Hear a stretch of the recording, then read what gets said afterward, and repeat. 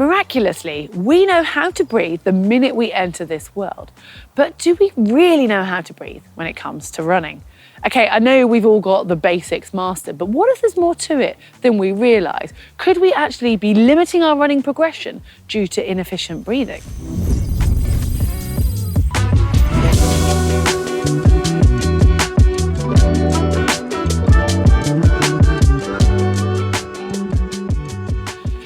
You're anything like me, you only think about your breathing when it's really hard and your lungs are screaming for more oxygen and your muscles are just trying to grab every ounce that they can manage. And you only really get that sensation when you're in the middle of a really hard training session or in a race, and it takes all of that mental power to resist the urge to stop and push on through. Now, I must admit, we don't have some magic wand we can wave, and if you're working hard enough, irrelevant of how fit you are still going to experience that feeling of being out of breath. However, with more understanding around your breath and certain cues that we can work on, it is possible to become more efficient.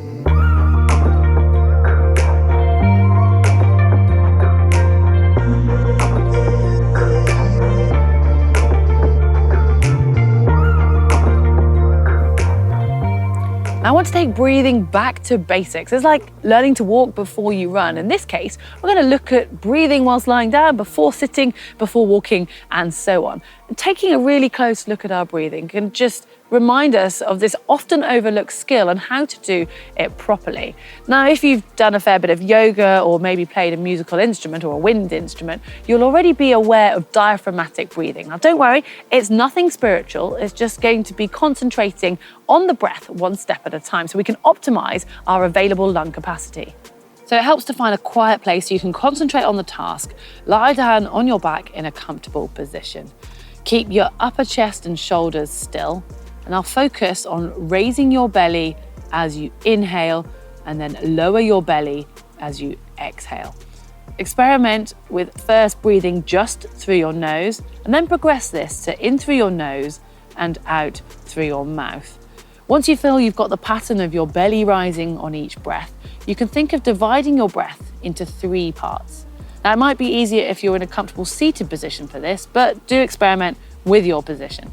So lightly place one hand on your belly and the other on your chest. Begin your breath focusing on filling the bottom of your lungs, so allowing your stomach to rise. Then think of filling the chest. You should feel your other hand rise. Finally, top up your lungs with that space underneath your collarbones. Now, instead of just letting it all go, try and do the reverse as you breathe out. So relax the collarbones, then you deflate the chest, and finally, empty the air from the bottom of your lungs.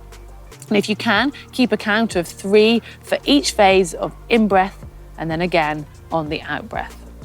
This might seem like something so simple, but practicing this well can actually translate over to our running. I mean, how often have you seen runners or quite possibly experienced it yourself when you're just starting to hurt and your shoulders start to creep up towards your ears and all of your breathing is in this top part of your chest and you're just not utilizing that full lung capacity. And then it becomes a vicious circle because you feel more out of breath, you get more tense and so on. So the key here is to work out and practice how to transfer this into your running. So it is going to involve quite a lot of practicing as well as concentrating on your running form.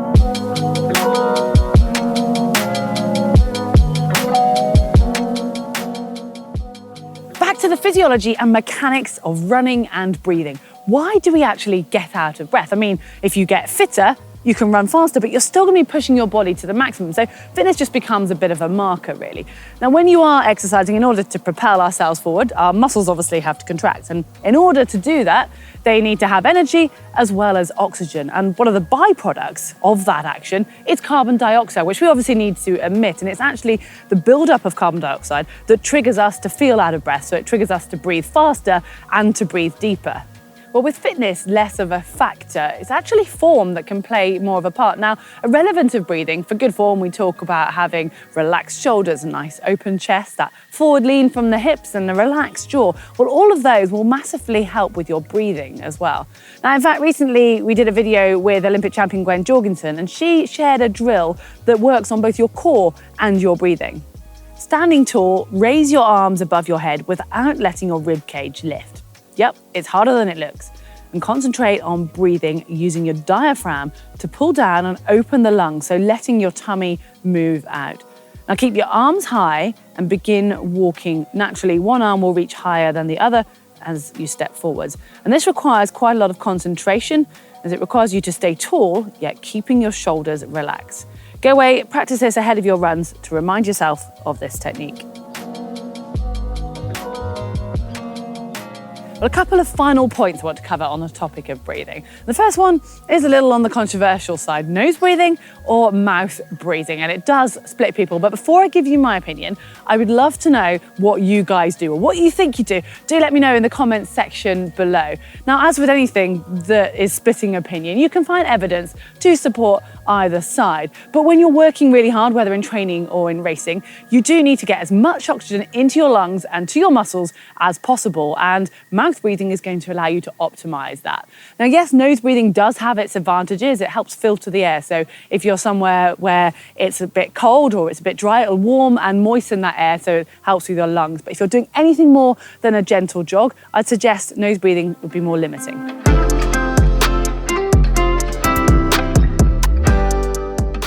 Finally, I want to touch on rhythmic breathing. Now, this is breathing in time with your stride, and it's something you might not have thought about, and it's actually quite hard to work on. The most common is every 2 strides, so that's breathing in on one side, say as your left foot touches the ground, you'll be then breathing out on that same side. Now, if you've got a short stride or you're running really easy, you might find you're breathing every 4. But of course, you can also breathe 3 or 5. And this is significant because it's going to mean that you're actually changing the leg that you're breathing in on and you're breathing out on every stride. You might be asking, so what?